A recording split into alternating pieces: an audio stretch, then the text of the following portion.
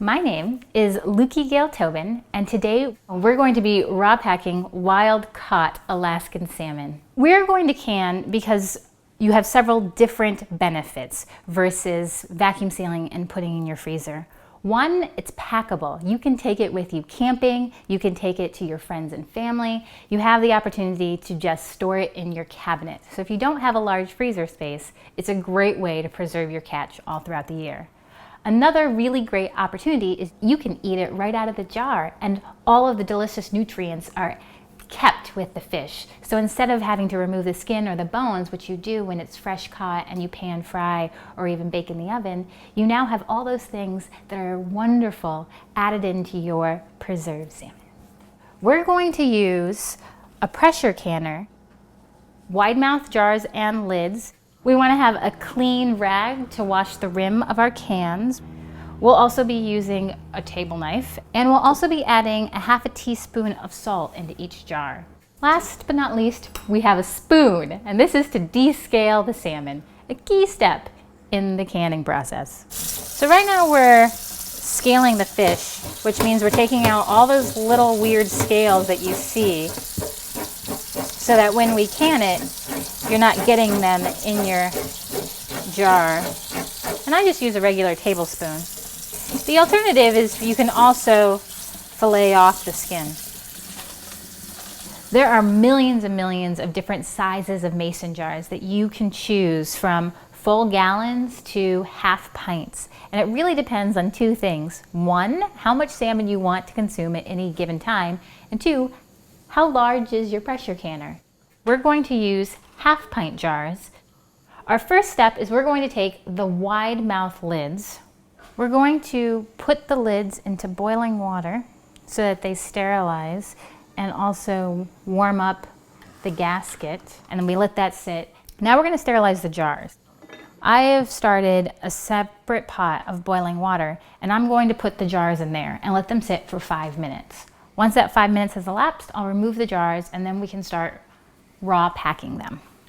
While the jars are sterilizing, I'm going to prepare the fish so we can pack it in the jar. We're just going to cut it into strips so that we can wrap it in the jar. And since we already scaled it, you can just leave the skin on. So now we are removing our sterilized jars. We're going to allow them to cool for a second, and we're going to pack them. You want to keep at least 1 inch of head space, and the reason for that is it allows the air to escape and the jar to seal properly. And we're going to keep the water boiling because now we're going to add our bands. I have a very small pot, and so I was only able to fit my lids, but I want to also sterilize my bands. So I'm going to add those into the boiling water, and then I'm going to turn it off and let them sit while I finish packing my jars. Now we're going to take our regular table knife and just make sure that there's no air pockets. We're going to use our butter knife and remove any air pockets that may have been created when we packed our jars. And we'll also be adding salt into each jar. For a pint jar, we would use a half a teaspoon of salt per jar, which is optional. Because these are half pint jars, I'm going to use a 1/4 teaspoon of salt, and I'm not going to make it optional. Using a clean wet cloth, we're going to wipe down the rim of all the jars. The reason we want to clean the jar lids is so that we ensure the gasket comes into contact with the glass and seals properly. Now we're going to seal our jars by adding one sterilized and prepared lid using our handy dandy lid lifter. We know this name because it says it right here. And one band. This will be hot. We want to tighten it to where it's fingertip tight. That means don't yank on the lid, just allow it to seal with gentle pressure. While we're finishing the raw pack and sterilization process, we're going to get our canner ready so that we can ensure that it has a quality seal when we go to actually process the jars. I have an all-American canner, and it is depicted by one really particular difference amongst other types of canners. It doesn't have a plastic gasket. It doesn't have a rubber gasket. It has something what's called is a metal seal So what we want to do to make sure that the metal seals properly is we're going to add a little bit of vegetable oil all around the metal edge. Now we're going to take all of our jars, which have been correctly prepared, and put them into the pressure canner.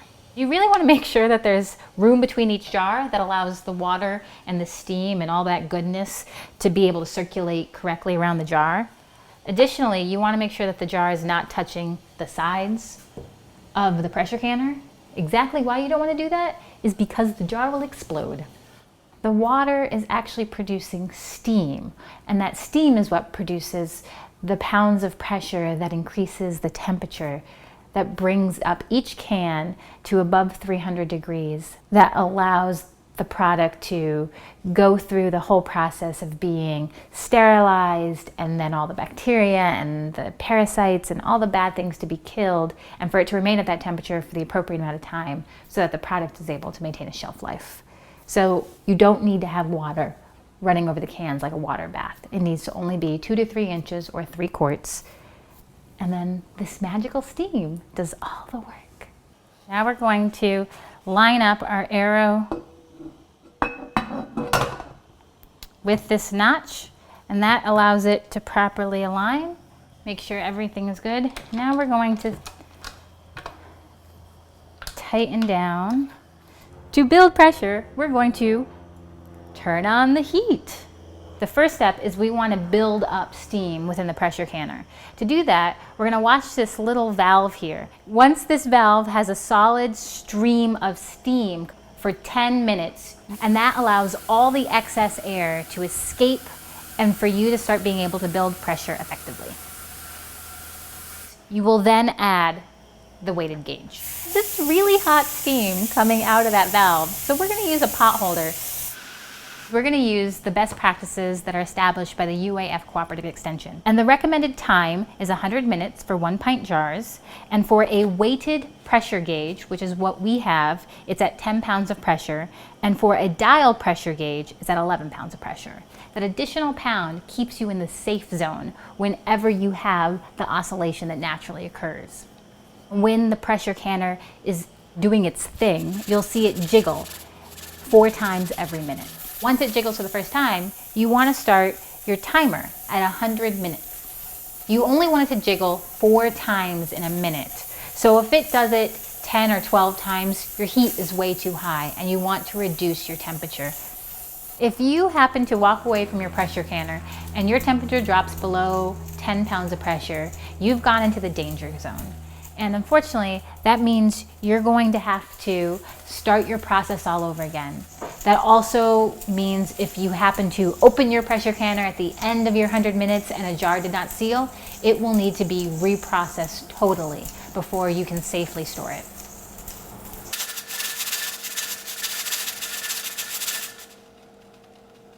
So 100 minutes, or an hour and 40 minutes, have passed, and at that point, we turned off the heat and allowed the pressure canner to cool naturally, which is a really key piece in the whole canning process. And you can see here the gauge is down, it's at 0 pounds of pressure, the weight is not moving or jiggling, everything sounds very silent. Now is the time to unscrew and unlatch the lid and remove your product to cooling racks, and we're going to let them cool for 24 hours. And during that 24 hours, you may hear some of the jars seal, that magical ping that everyone has come to know and love.